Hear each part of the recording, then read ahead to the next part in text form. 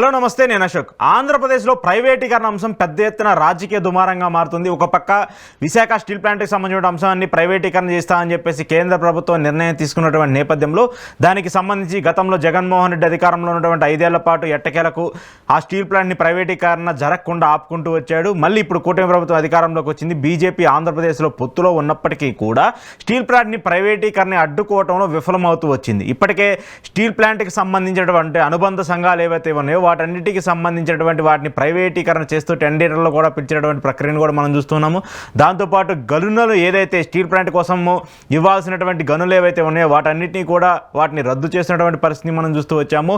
ఇప్పుడు స్టీల్ ప్లాంట్ని ప్రైవేటీకరణ చేసే సిద్ధంగా కూడా దానికి సంబంధించి అడుగులు పడుతున్నటువంటి సిచ్యువేషన్ కూడా మనకు కనిపిస్తుంది. సో ఇవన్నీ కూడా ఒక పక్కన జరుగుతూ ఉంటే కూటమి ప్రభుత్వం ఎన్నికలకు సంబంధించి ఎన్నికల మేనిఫెస్టోలో చెప్పినట్టు లేదంటే ఎన్నికల్లో ప్రచారం చేసినట్టు విశాఖ స్టీల్ ప్లాంట్ని మేము ప్రైవేటీకరణ చెయ్యనివ్వము, ఎట్టి పరిస్థితిలో దానికోసం మేము నిలబడి ఉంటామని చెప్పేసి పదే పదే చెప్తూ ఉంది. ఒక పక్క ఈ స్టీల్ ప్లాంట్ మీద కేంద్ర ప్రభుత్వం చకచకా వాళ్ళు అడుగులు వేసుకుంటూ వెళ్ళిపోతున్నారు. ఈ స్టీల్ ప్లాంట్ని ప్రైవేటీకరణ చేయడానికి ముందుకు వెళ్తూ ఉన్నారు. కానీ కూటమి దగ్గర నుంచి మాత్రము బయటకు వచ్చి మాటలు చెప్తున్నారు, కానీ దానికి సంబంధించినటువంటి అడుగులు అయితే పడట్లేదు. విశాఖ స్టీల్ ప్లాంట్కి సంబంధించినటువంటి యూనియన్ సంఘాలు అందరూ కూడా ప్రభుత్వంతో చర్చలు జరపడానికి ప్రయత్నిస్తున్నప్పటికీ కూడా కనీసం వాళ్ళకి అపాయింట్మెంట్ ఇచ్చేటువంటి దిక్కు కూడా ప్రభుత్వానికి లేకుండా పోయింది. అయితే నిన్న మాజీ ముఖ్యమంత్రి జగన్మోహన్ రెడ్డి నర్సీపట్నం పర్యటనకు వెళ్తూ వచ్చారు. నర్సీపట్నంలో మెడికల్ కాలేజీని సందర్శించి మెడికల్ కాలేజీని కూటమి ప్రభుత్వం ప్రైవేటీకరణ చేయడం వల్ల ప్రభుత్వానికి ప్రజలకి వచ్చేటువంటి నష్టం ఏదైతే ఉందో దానన్నింటినీ కూడా వివరణిస్తూ వచ్చారు. స్పీకర్ అయ్యన్న పాత్రుడు చేసినటువంటి సవాల్ని స్వీకరించినటువంటి జగన్మోహన్ రెడ్డి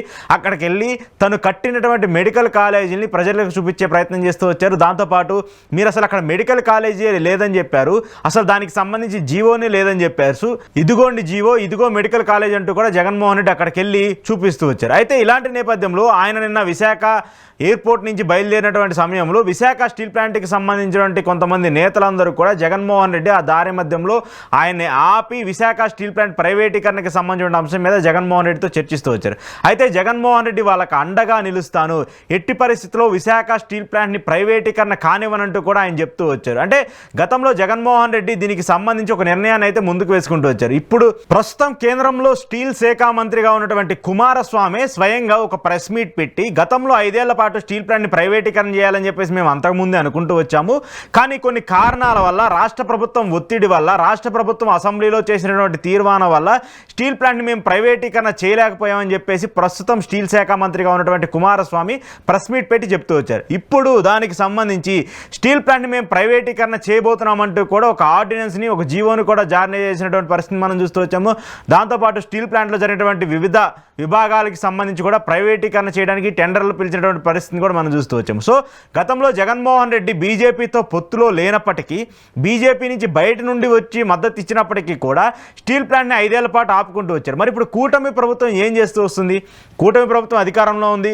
కూటమికి సంబంధించి టీడీపీ జనసేన అండతోనే కేంద్రంలో కూడా మోదీ ప్రభుత్వం నడుస్తూ ఉంది. ఒక పక్క నితీష్ కుమార్, ఒక పక్క చంద్రబాబు నాయుడు, వీళ్ళిద్దరి మద్దతుతోనే కేంద్రంలో మోదీ ప్రధానమంత్రిగా నిలబడుతూ వచ్చారు.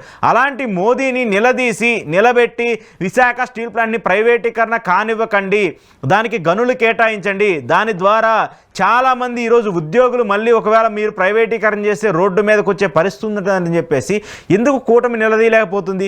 దానికి సంబంధించి ఎందుకు మాట్లాడలేకపోతుంది? గతంలో పదే పవన్ కళ్యాణ్, ఇప్పుడు రాష్ట్రానికి సంబంధించి ఉప ముఖ్యమంత్రిగా ఉన్నటువంటి పవన్ కళ్యాణ్, నాకు అధికారాన్ని ఇవ్వండి, మాకు పవర్ ఇవ్వండి, ఖచ్చితంగా మేము పవర్లోకి వస్తే మీకు ఎలాంటి ఇబ్బంది ఉన్నా, స్టీల్ ప్లాంట్కి సంబంధించి ఎలాంటి ఇబ్బందులు ఉన్నా కూడా నేను తీరుస్తాను అని చెప్పేసి మాట్లాడినటువంటి పవన్ కళ్యాణ్ గారు కనీసం ఇప్పుడు స్టీల్ ప్లాంట్ కార్మికులకి అపాయింట్మెంట్ కూడా ఇచ్చే పరిస్థితి అయితే లేదు. దానికి సంబంధించి పదే మాట్లాడినటువంటి కూటమికి సంబంధించిన నేతలు, ఇటు పురంధేశ్వరి గారు కావచ్చు, బీజేపీకి సంబంధించిన నేతలు కావచ్చు, దాంతోపాటు చంద్రబాబు నాయుడు గారు, లోకేష్ గారు, వీళ్ళెవ్వరూ కూడా కనీసం వాళ్ళకి అపాయింట్మెంట్ ఇచ్చి వాళ్ళ గోడు విని దానికి సంబంధించినటువంటి పరిస్థితి ఏంటి అనేది కూడా చెప్పేటువంటి సిచ్యువేషన్ లేదు. సో ఇలాంటి పరిణామాలన్నీ ఒక పక్క జరుగుతూ ఉన్నప్పుడు విపక్షాలు కావచ్చు, లేదంటే కమ్యూనిస్ట్ పార్టీలందరూ కూడా విశాఖ స్టీల్ ప్లాంట్ కోసం సపోర్ట్ చేస్తూ మాట్లాడుతూ వస్తున్నప్పుడు ఆ బలానికి తోడుగా నిన్న జగన్మోహన్ రెడ్డి స్టీల్ ప్లాంట్ ఉద్యోగులతో జరిగినటువంటి సమావేశం తర్వాత ఆయన డైరెక్ట్గా చెప్తూ వచ్చినటువంటి అంశం ఏంటంటే ఎట్టి పరిస్థితుల్లో కూడా స్టీల్ ప్లాంట్ ప్రైవేటీకరణ నేను కానివ్వను, అవసరమైతే కేంద్ర పెద్దలతో మాట్లాడి, మోదీతో మాట్లాడి, స్టీల్ శాఖ మంత్రితో మాట్లాడి ఈ స్టీల్ ప్లాంట్ ప్రైవేటీకరణ కానివ్వకుండా నా వంతు బాధ్యత నేను చేస్తానంటూ కూడా ఆయన మాట్లాడుతూ వచ్చారు. ఖచ్చితంగా కొద్దో గొప్ప ఆంధ్రప్రదేశ్లో ఆయన అధికారంలో లేకపోయినప్పటికీ కూడా ఆయనకి రాజ్యసభలో ఎంపీల బలం ఉంది, పార్లమెంట్లో ఎంపీల బలం ఉంది.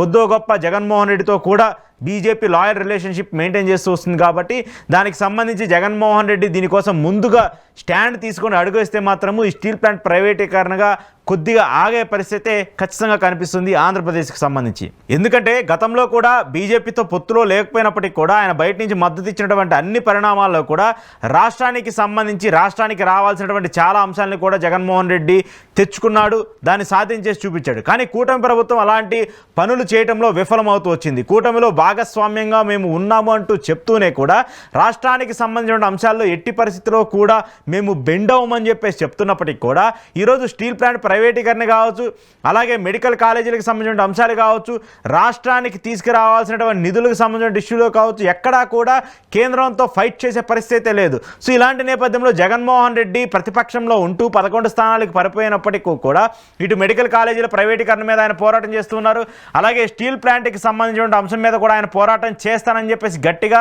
నిన్న కార్మికులకు చెప్పినటువంటి నేపథ్యంలో జగన్మోహన్ రెడ్డి డైరెక్ట్గా విశాఖ స్టీల్ ప్లాంట్ కోసం రంగంలోకి దిగినట్టు మనకు అర్థమవుతుంది. ఖచ్చితంగా ఆయన కేంద్రానికి సంబంధించిన పెద్దలతో మాట్లాడతాను, ఈ స్టీల్ ప్లాంట్ని ప్రైవేటీకరణ కానివ్వకుండా నేను ఆపుతానని చెప్పేసి ఎప్పుడైతే ఒక మద్దతుని స్టీల్ ప్లాంట్ కార్మికులకు జగన్మోహన్ రెడ్డి ఇస్తూ వచ్చారో ఆ కార్మికులకు సంబంధించి భరోసా పెరిగింది. స్టీల్ ప్లాంట్ని ప్రైవేటీకరణ కానివ్వకుండా జగన్మోహన్ రెడ్డి ఆపగలడు అనేటువంటి ఒక ధైర్యాన్ని కూడా ఈరోజు కార్మికుల్లో కనిపిస్తున్న పరిస్థితి కనిపిస్తుంది. ఒక పక్క కమ్యూనిస్ట్ పార్టీలు, కాంగ్రెస్ పార్టీ, మిగతా వాళ్ళందరూ కూడా ఈ స్టీల్ ప్లాంట్ ప్రైవేటీకరణ వ్యతిరేకిస్తున్నటువంటి నేపథ్యంలో జగన్మోహన్ రెడ్డి అండ దీనికి తోడవటంతో ఖచ్చితంగా ప్రభుత్వం ఒకవేళ అలాంటి నిర్ణయం తీసుకున్నా కూడా దీనికి సంబంధించి రాబోయే రోజుల్లో పెద్ద ఎత్తున ఉద్యమాలు జరిగే అవకాశం ఉంటుంది.